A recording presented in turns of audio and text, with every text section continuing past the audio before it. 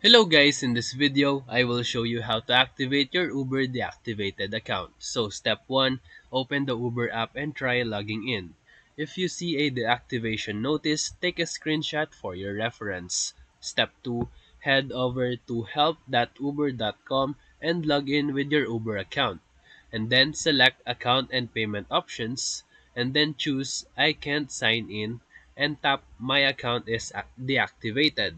Step 3, you will be asked to submit a form explaining why your account should be reactivated. You should be honest, concise, and polite. For example, I believe my account was deactivated in error. I have reviewed Uber's guidelines and I am committed to complying fully moving forward. Step 4. Attach the screenshot if applicable and submit the form.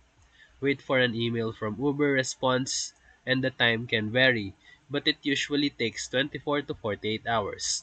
Step 5. If you don't receive a reply, follow up via Twitter at Uber underscore support or use the live chat option in the app if available. So if this video helped you, feel free to like and subscribe for more quick tutorials, reviews, and comparison videos. Thank you for watching.